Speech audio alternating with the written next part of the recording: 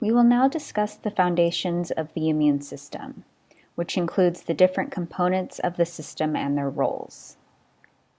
Our immune system defends our bodies against antigens, as well as actively promotes homeostasis.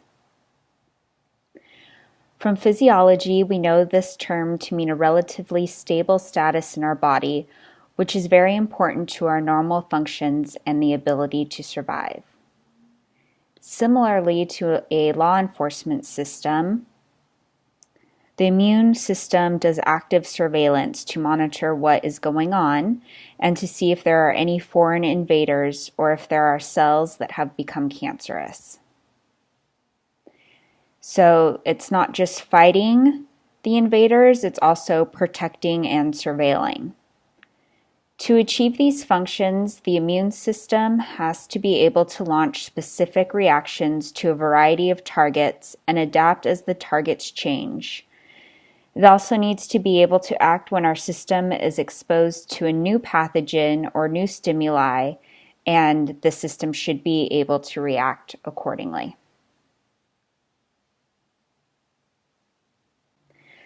So these are two important terms when we are discussing the immune system. The first one is antigen. And antigens are molecules or portions of certain molecules that allow the immune system to recognize them as potential pathogens in foreign cells. In a sense, antigens can be the whole molecule or partial molecules that serve as the marker for the immune system to recognize and eventually destroy if necessary. Related to antigens, the term immunogens refers to those antigens that can induce the immune response. And the immune system can launch two types of immunity. One is innate immunity that we are born with, and the other is acquired immunity, which might be considered more important because it plays a role in the adaptability of the immune system.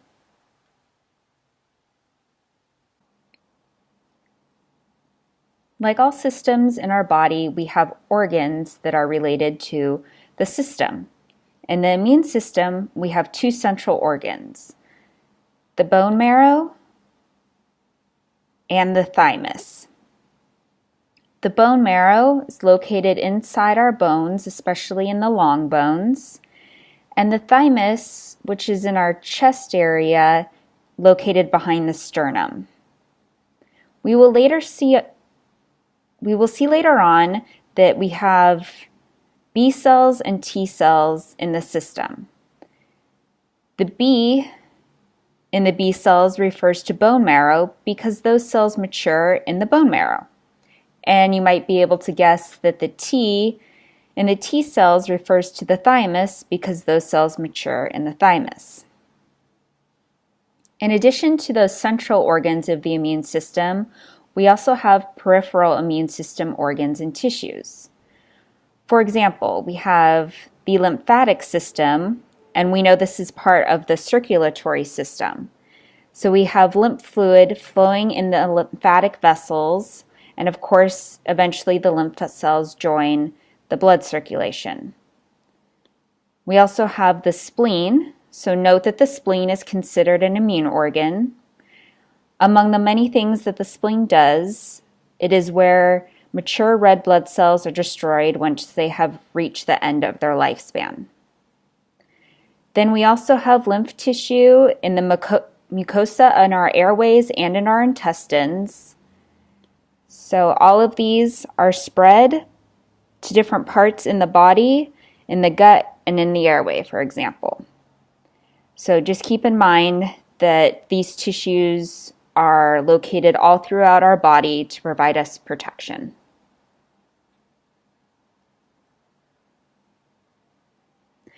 So cells of the immune system. One type of cell are the macrophages or monocytes. If you remember from last semester when you covered atherosclerosis, the monocytes are circulating in the bloodstream and can be localized to an injury site of an artery. Then they'll migrate down into the artery tissue to become macrophages. And you'll see that's why we have a slash here, because these terms represent the same cell line, just at two different stages. As the name indicates, macrophages in the tissue can engulf other molecules or cells, especially the foreign cells. So that's the very important function of the macrophages. We have other immune cells, for example, PMN, which stands for polymorphonuclear leukocytes. So you know that we have that leukocytes is the term for white blood cells, and PMN refers to a special type of white blood cell that have different shapes of their nuclei. So you see we have polymorphonuclear cells. And in this picture, you can see the dark spots are the nuclei, and that there are several of them, and that they are all different shapes, which is where the name polymorphonuclear leukocyte comes from.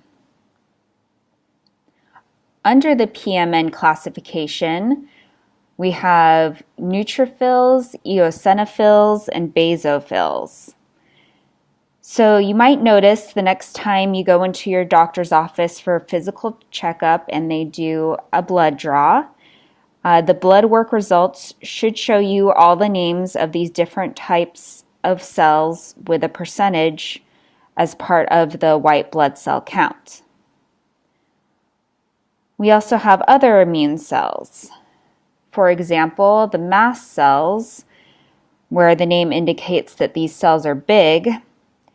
These are very important in allergic responses. So if someone's allergic to pollen, and maybe in reaction to being exposed to pollen, they get really itchy or even develop hives, this reaction is mediated by the mast cells, along with other cells and molecules.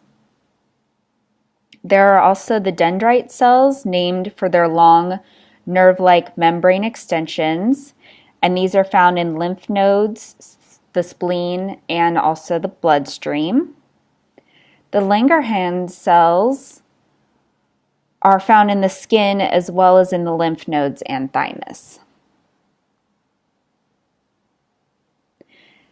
And we also have the lymphocytes, and as we already mentioned, there are two types. One is the B cells and the other is the T cells.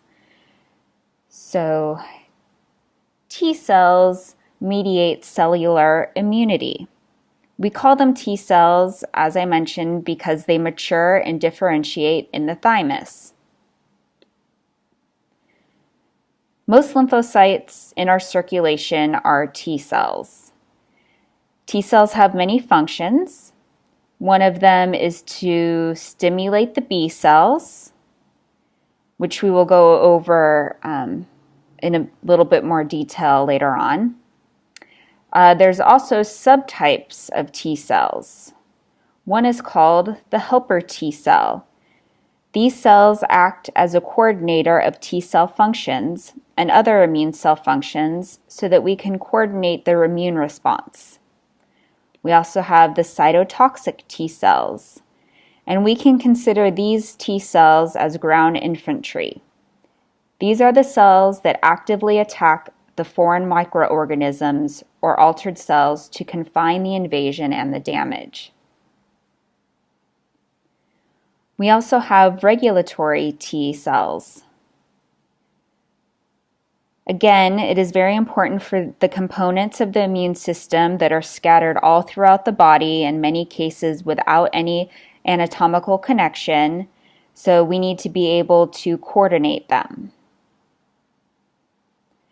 And the information in these parentheses indicate the markers for us to recognize what type of T cell we are talking about. For example, the CD4 is a cell surface marker, and the positive presence of the CD4 marker indicates that it is a helper T cell. Whereas if it had a positive presence of a CD8 marker on the cell surface, then that would be a cytotoxic T cell. Remember, this is a pathogen or a portion of the pathogen that can allow recognition by the immune system. So then we have cells that come along and intake the pathogens and process it so that they can present the antigen to the other cells, for example, to a T cell. And then we get the helper T cells reacting and also the CD8 positive cytotoxic T cell working together all to clear the pathogen.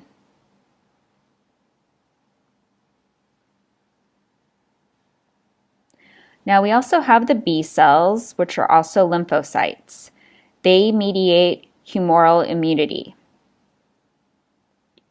As we mentioned earlier, they mature in the bone marrow. B cells can be stimulated by both antigens and T cells. They receive the signals and become active this way. We also have different types of B cells. One is called plasma cells, and these are the cells that are responsible for producing antibodies.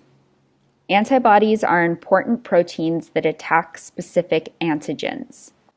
One thing to note is that the term plasma cells refers to a specific type of B cell.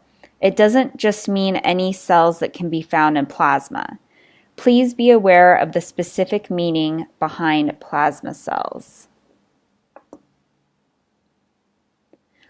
Another type of B cells is the memory B cells.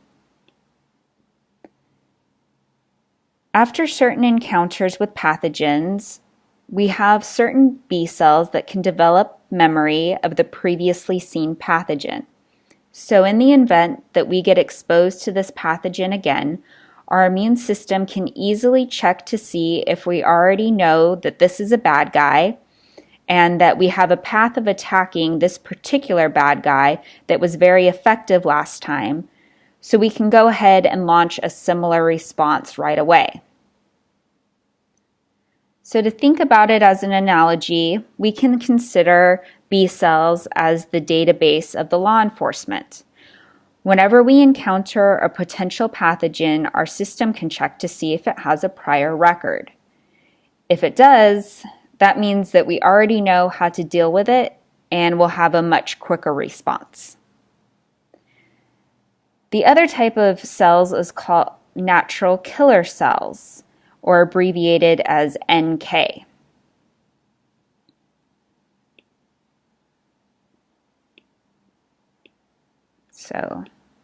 And as their name suggests, these are killer cells. They are natural killers. They do not need any sort of stimulation or cultivation by other cells to be activated. This is important for the surveillance of our immune system, and for example, in cancer immunity, NK cells are very important. So we've discussed the organs and tissues and cells. So now let's talk about the molecules in the immune system.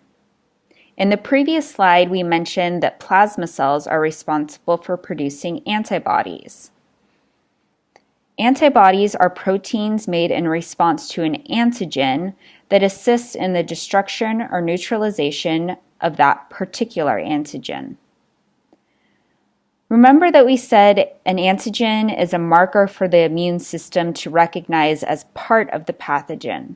Therefore, antibodies or immunoglobulins are very specific molecules that attack specific antigens.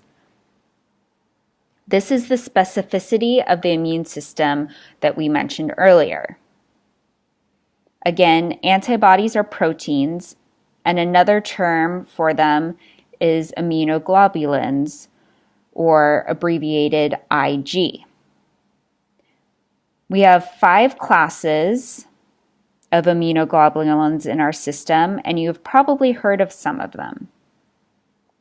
For example, in life cycle nutrition, they mention the benefits of breastfeeding, among other things the infant can get through it is IgA, which is found in high amounts in the colostrum. And by getting IgA from the mother in the first few days of life, the newborns benefit from this immunity. And since antibodies are proteins, let's look at the structure of the proteins in this diagram over here. Here you can see the antibody protein. It is a Y shape with 2 bars as a stand and 2 branches. On the outside of the branches are 2 shorter bars. So this part is called the heavy chain. It's longer. And then we have the light chain here. So you can see the light chain in the pink and red and the heavy chain in the blue. So if we think about this Y structure as a plant, with this part down here being the root is a constant region, meaning this portion of the antibodies does not differ by class within the 5 classes of antibodies. So all of these 5 classes have the same root here. Also, we talked about the specificity of the antibodies attacking specific antigens, and this does not apply with the constant heavy chain because that doesn't differ. What makes the difference is the variable part up here. So these collectively are called the antigen binding sites, which is what makes the antibody specific in its 3D shape of the amino acids and the polypeptides of that region. This allows the antibodies to be recognized and engage with a specific antigen, which is what originally triggered its synthesis.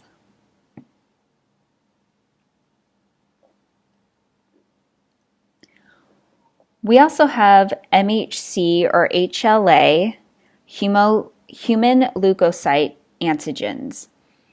These are antigen-recognizing molecules that play a very important role in how susceptible one can be to autoimmune diseases as well as infectious diseases. Another use of HLA is for organ transplant. So when we say that a person is a perfect match, we mean more than just matching their blood type of type A, B, AB, or O. When we say perfect match, we mean HLA around different sites are matching, and the more sites the donor and the recipient have that match, the more likely the transplant will be successful because the likelihood of rejection will be much lower between matching individuals.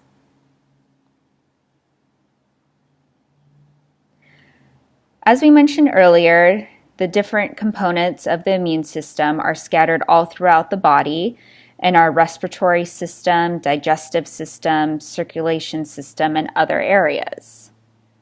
So this is not really how we think about traditional organ systems, like, for example, with the GI system, how everything is connected in one way or another. But this is not the case with the different components of the immune system. So how do these different components of the immune system communicate with each other and know when to launch it or when to stop an attack? So this requires coordination, and in order to be coordinated, there must be communication. We have different molecules in the system that can serve as messengers between different components of the immune system. For example, we have membrane proteins called complements. So this is a noun, complements. It's the type of protein. And together with antibodies, complements can form membrane attack complexes, which is an immune complex that allows antibodies to destroy their specific targets in a more efficient way. Complements, as the name indicates, makes the response more complete. They are also proteins, but they help antibodies work more efficiently. Then we also have hormone-like molecules called cytokines. These are the messengers that can communicate among different cells and organs. For example, we have interleukin, and we know that leukocyte refers to white blood cells, and when the term ends in "in", it refers to protein, and the inter is among different components. So if we put this together, interleukin means that there are proteins that communicate among different white blood cells. At least when it was first discovered, that was the function that this molecule considered to have, hence its name. We have other well-known cytokines, for example, TNF, or tumor necrosis factor, and it has subtypes alpha and beta. So all of these can serve as messengers to allow communications between the different immune cells, so it knows when to launch an immune response and when to calm it down and stop it.